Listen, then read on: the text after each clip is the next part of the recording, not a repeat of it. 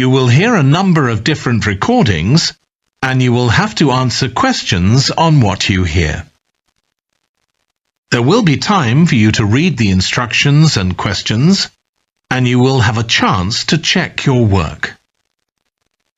All the recordings will be played once only. The test is in 4 sections. At the end of the test, you will be given 10 minutes to transfer your answers to an answer sheet. Now turn to Section 1.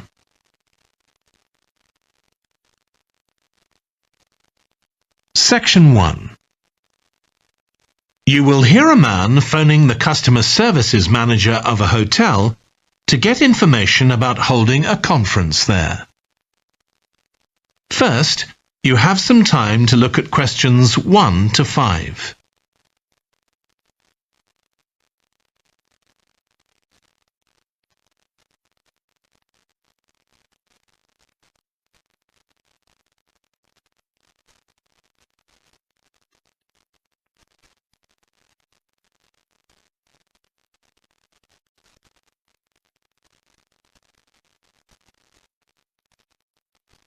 You will see that there is an example that has been done for you.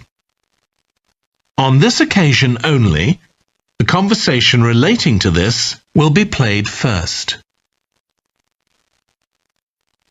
Hello, Flanders Conference Hotel.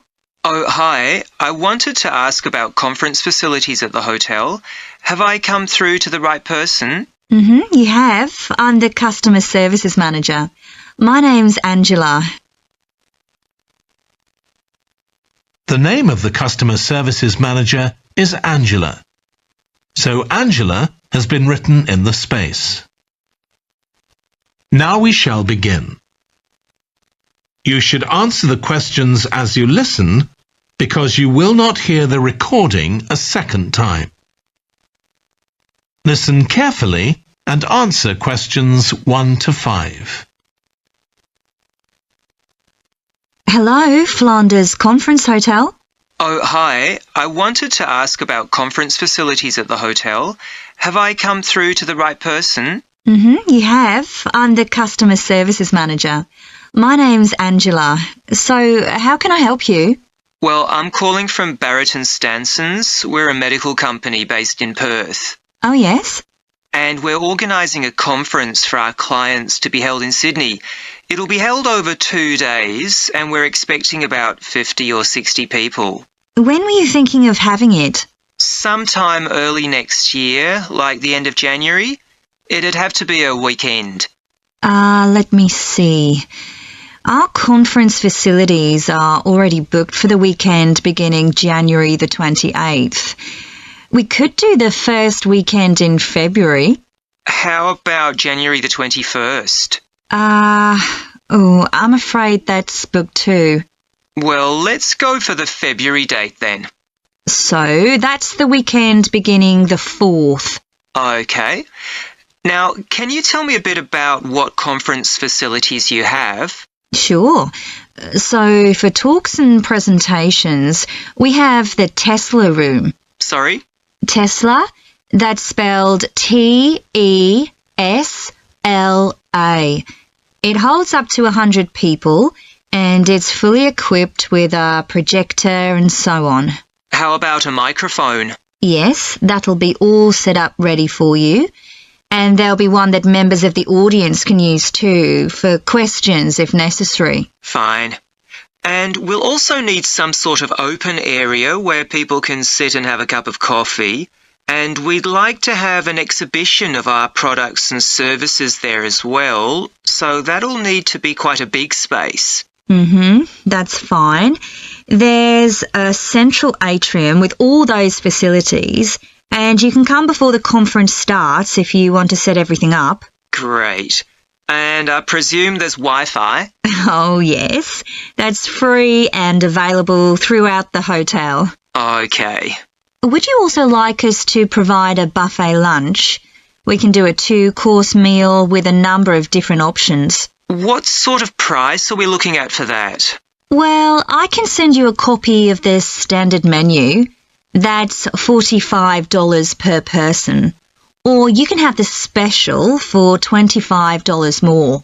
I think the standard should be okay, but yes, send me the menu. Before you hear the rest of the conversation, you have some time to look at questions 6 to 10.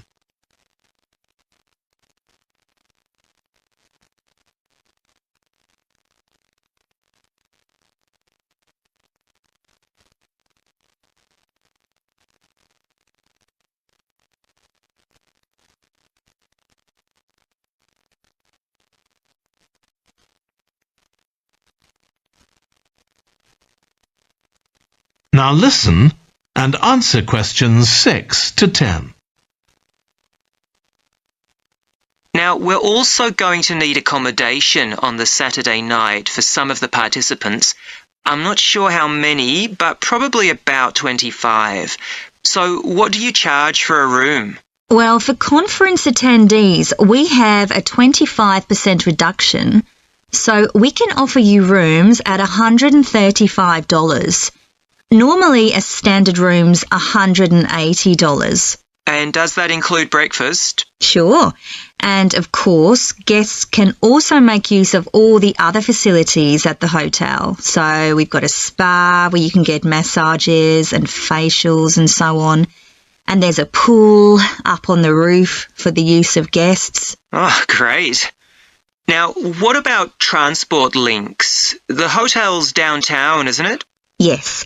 It's about 12 kilometres from the airport, but there's a complimentary shuttle bus for guests, and it's only about 10 minutes walk from the Central Railway Station. Okay. Now, I don't know Sydney very well. Can you just give me an idea of the location of the hotel? Well, it's downtown on Wilby Street. That's quite a small street, and it's not very far from the sea. And of course, if the conference attendees want to go out on their Saturday evening, there's a huge choice of places to eat. Then, if they want to make a night of it, they can go on to one of the clubs in the area. There are a great many to choose from. Okay. So, if we go ahead with this, can you give me some information about how much we're looking at? That is the end of section 1. You now have half a minute to check your answers.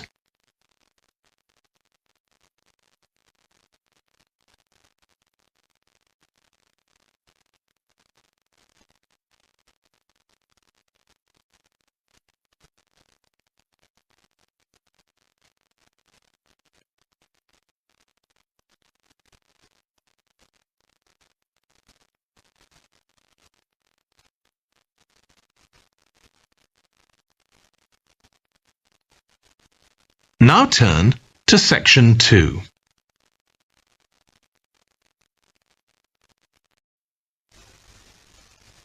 Section 2.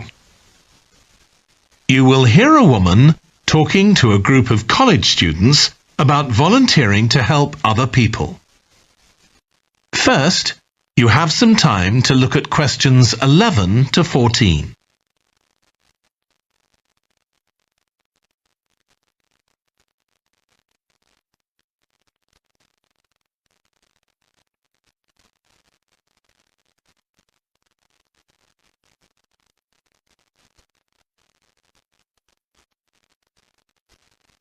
Now listen carefully and answer questions 11 to 14. Good morning. My name's Lucy Crittenden, and I'm the Director of Operations for an organisation that arranges volunteering in this part of the country. I'm hoping I can persuade one or two of you to become volunteers yourselves. Let me start by briefly explaining what we mean by volunteering. Volunteers are teenagers and adults who choose to spend some time unpaid helping other people in some way. Most volunteers devote 2 or 3 hours to this every week, while a few do much more. The people they help may have physical or behavioural difficulties, for example. Volunteers can do all sorts of things, depending on their own abilities and interests. If they're supporting a family that's struggling, for example, they may be able to give them tips on cooking or recommend how to plan their budget or how to shop sensibly on their income. They might even do some painting or wallpapering, perhaps alongside any members of the family who are able to do it. Or even do some babysitting so that parents can go out for a while. The benefit from volunteering isn't only for the people being helped. Volunteers also gain from it. They're using their skills to cope with somebody's mental or physical ill health, and volunteering may be a valuable element of their CV when they're applying for jobs. Employers usually look favourably on someone who's given up time to help others. Significantly, most volunteers feel that what they're doing gives them a purpose in their lives. And in my opinion, they're lucky in that respect, as many people don't have that feeling. Before you hear the rest of the talk, you have some time to look at questions 15 to 20.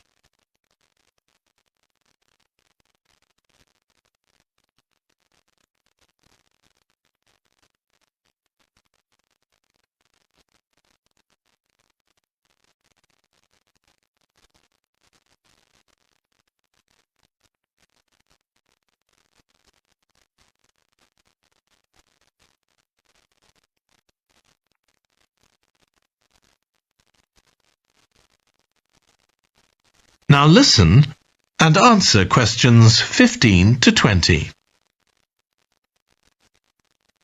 Now I'd like to tell you what some of our volunteers have said about what they do, to give you an idea of the range of ways in which they can help people. Habib supports an elderly lady who's beginning to show signs of dementia. Once a week they, along with other elderly people, go to the local community centre where a group of people come in and sing.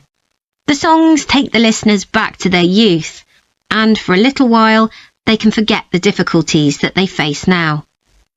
Our volunteer Consuela is an amazing woman. She has difficulty walking herself, but she doesn't let that stop her. She helps a couple of people with similar difficulties who had almost stopped walking altogether. By using herself as an example, Consuela encourages them to walk more and more. Min visits a young man who lives alone and can't leave his home on his own, so he hardly ever saw anyone. But together they go out to the cinema or to see friends the young man hadn't been able to visit for a long time. Tanya visits an elderly woman once a week. When the woman found out that Tanya is a professional dressmaker, she got interested. Tanya showed her some soft toys she'd made, and the woman decided to try it herself. And now she really enjoys it and spends hours making toys. They're not perhaps up to Tanya's standard yet, but she gains a lot of pleasure from doing it. Alexi is a volunteer with a family that faces a number of difficulties. By calmly talking over possible solutions with family members, he's helping them to realise that they aren't helpless and that they can do something themselves to improve their situation. This has been great for their self-esteem. And the last volunteer I'll mention, though there are plenty more, is Juba. She volunteers with a teenage girl with learning difficulties who wasn't very good at talking to other people. Juba's worked very patiently with her, and now the girl is far better at expressing herself and at understanding other people. OK, I hope that's given you an idea of what volunteering is all about. Now I'd like to talk to you about... That is the end of section 2. You now have half a minute to check your answers.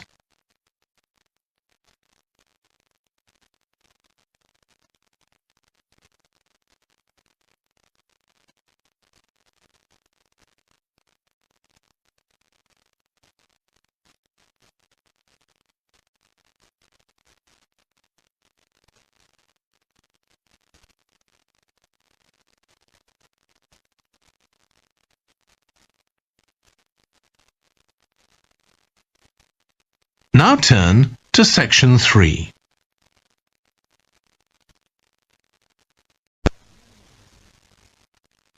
Section 3. You will hear a trainee music teacher called Joe talking to his supervisor about the school marching band that he has been given responsibility for.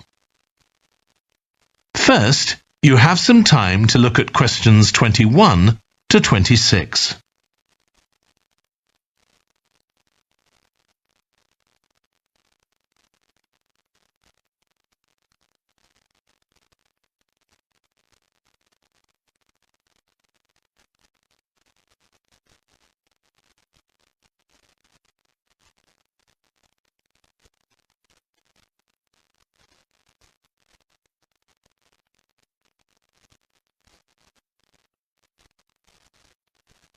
Now listen carefully and answer questions 21 to 26.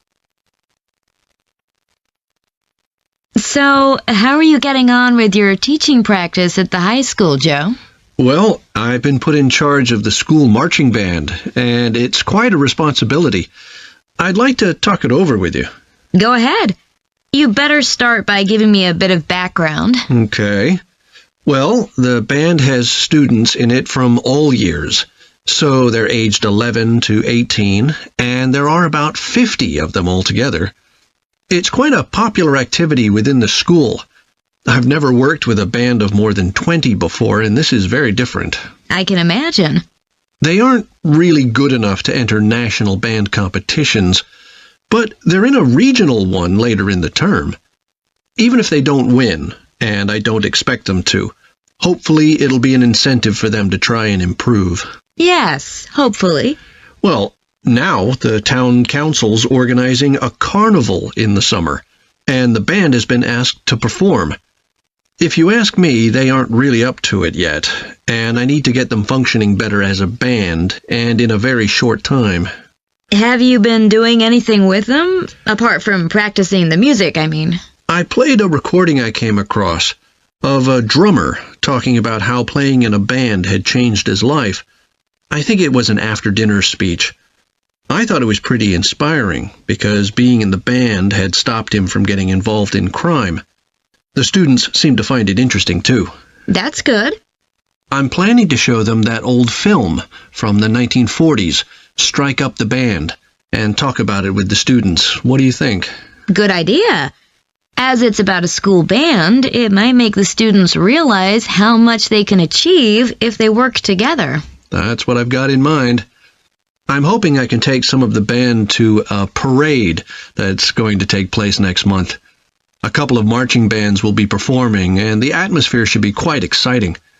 It depends on whether I can persuade the school to hire a coach or two to take us there. They sound like good ideas to me. Thanks. Before you hear the rest of the discussion, you have some time to look at questions 27 to 30.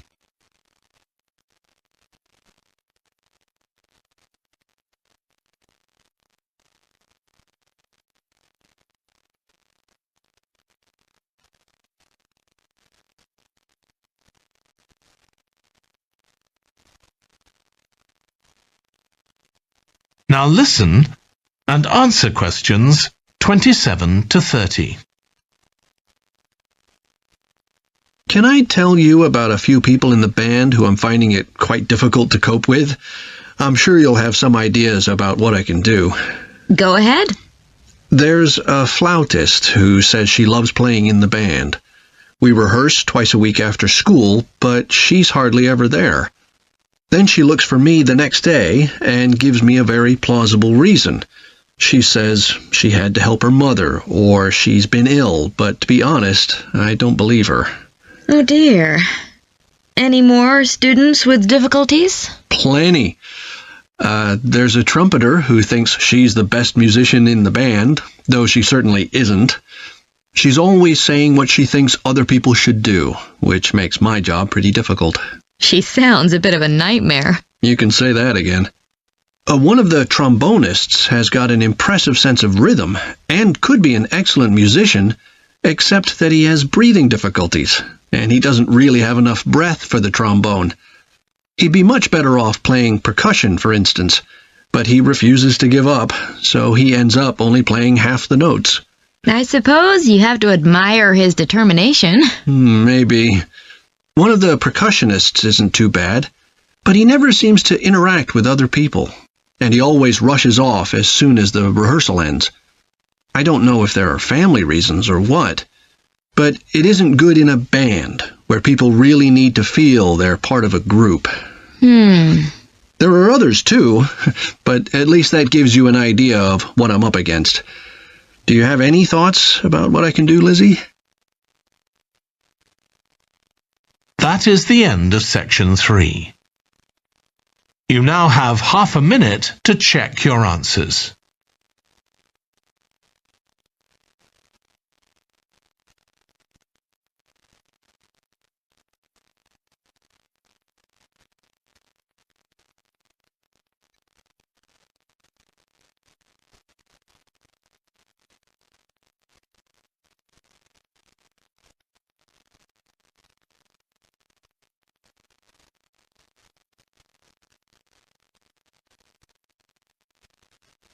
Now turn to section 4.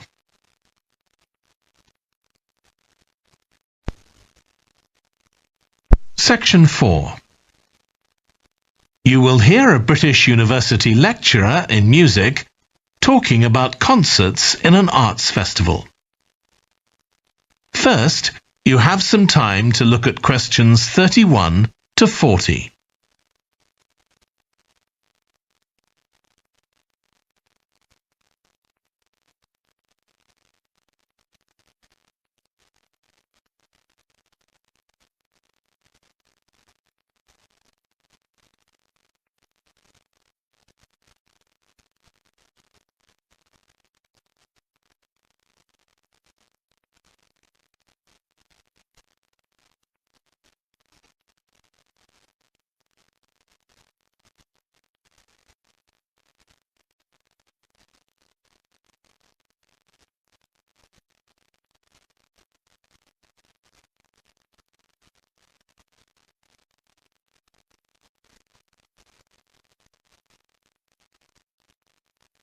Now listen carefully and answer questions 31 to 40. As you all know, the university is planning an arts festival for later this year, and here in the music department we've planned 3 concerts. These will be public performances, and the programme has just been finalised. The theme of the festival is links between the UK and Australia, and this is reflected in the music. Each concert will feature both British and Australian composers. I'll tell you briefly about the Australian music, as you probably won't be familiar with that. The first concert will include music by Liza Lim, who was born in Perth, Western Australia, in 1966. As a child, Lim originally learned to play the piano, like so many children, and also the violin. But when she was 11, her teachers encouraged her to start composing. She found this was her real strength, and she studied and later taught composition, both in Australia and in other countries. As a composer, she has received commissions from numerous orchestras, other performers, and festivals in several countries. Liza Lim's compositions are vibrant and full of energy, and she often explores Asian and Australian Aboriginal cultural sources, including the native instrument, the didgeridoo. This is featured in a work called The Compass. Her music is very expressive, so although it is complex, it has the power of connecting with audiences and performers alike. In the festival, we're going to give a semi-staged performance of the Oresteia. This is an opera in 7 parts, based on the trilogy of ancient Greek tragedies by Aeschylus. Lim composed this when she was in her mid-20s, and she also wrote the text, along with Barry Kosky. It's performed by 6 singers, a dancer, and an orchestra that, as well as standard orchestral instruments, includes electric guitar and a traditional Turkish stringed instrument. Lim wrote that because the stories in the tragedies are not easy to tell. The sounds she creates are also disturbing, and they include breathing, sobbing, laughing, and whistling. The work lasts around 75 minutes, and the rest of the concert will consist of orchestral works by the British composers Ralph Vaughan Williams and Frederick Delius.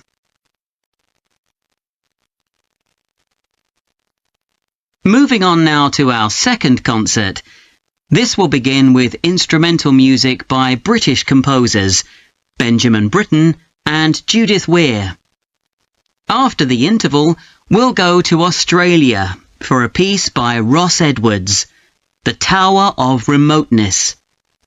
According to Edwards, the inspiration for this piece came from nature, when he was sitting alone in the dry bed of a creek, overshadowed by the leaves of palm trees, listening to the birds and insects.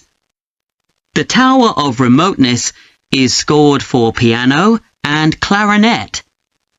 Edwards says he realized years after writing the piece that he had subconsciously modelled its opening phrase on a bird call. Ross Edwards was born in 1943 in Sydney, Australia, and studied at the Sydney Conservatorium of Music and the Universities of Adelaide and Sydney. He's well known in Australia, and in fact, he's one of the country's most performed composers. He's written a wide range of music, from symphonies and concertos to some composed specifically for children. Edwards's music has been described as being deeply connected to Australia, and it can be regarded as a celebration of the diversity of cultures that Australia can be proud of. The last of the 3 Australian composers to be represented in our festival is Carl Vine. Born in 1954, Vine, like Liza Lim, comes from Perth, Western Australia. He took up the cornet at the age of 5, switching to the piano 5 years later. However, he went to university to study physics before changing to composition.